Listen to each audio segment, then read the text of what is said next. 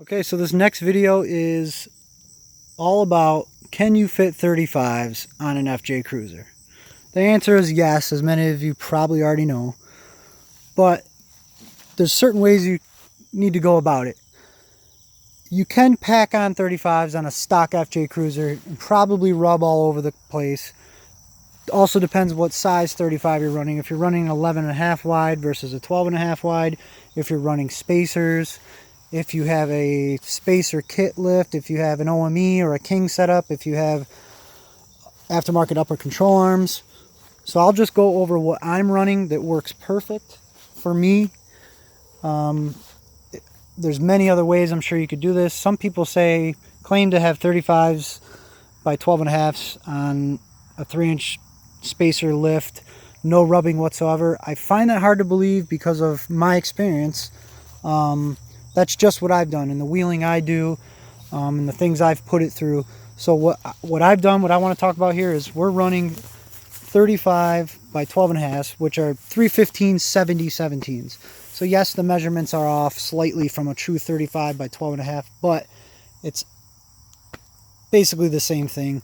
No 35 by 12.5 or 11.5 is really going to be running that true size anyhow. Depends on what type of tire it is. If it's a mud, the company you're running, you could find tons of information on that online and probably a lot of debating about it. So what I have is the Cooper SCT Pros. Absolutely love them. I've ran a bunch of different tires.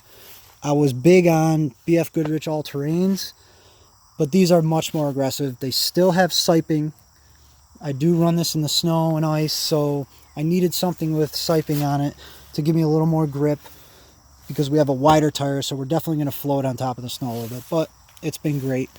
So we're running those. We have Spider Track spacers in here, which do bump this out, and that creates an issue.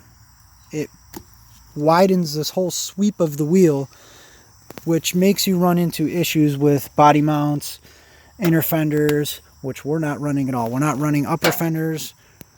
We're not running inner fender wells. Currently, I have an OME set up here, 3-inch lift, shocks and springs.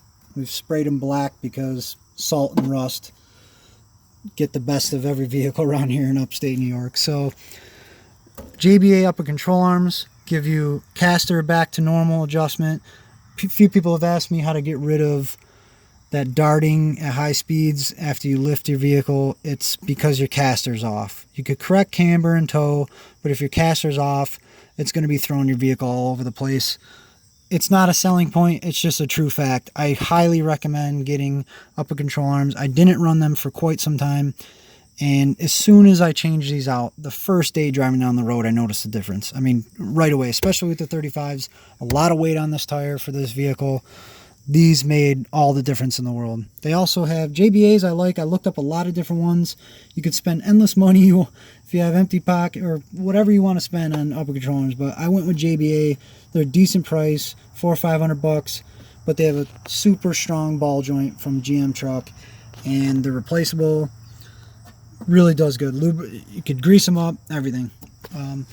So to fit these 35s, I still, with the spacer, which like I said can make your problems worse because you're widening that sweep of the wheel, which puts it right into this area where you could still see I rub a little when we're flexing pretty good on a rough trail of some sort. I mean, not often, but if you really tuck that wheel up in there at full turn, it will rub.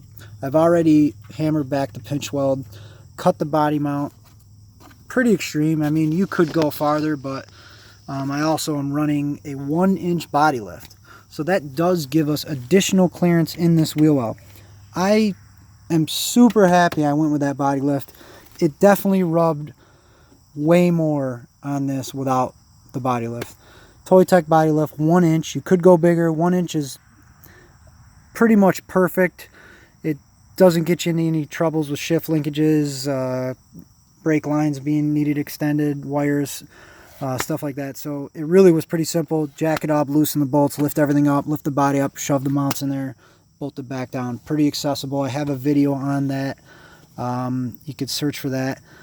Let's see, I think that's pretty much it. If you got questions about the 35s, how I did it, any other things, just hit us up, let us know. See you guys.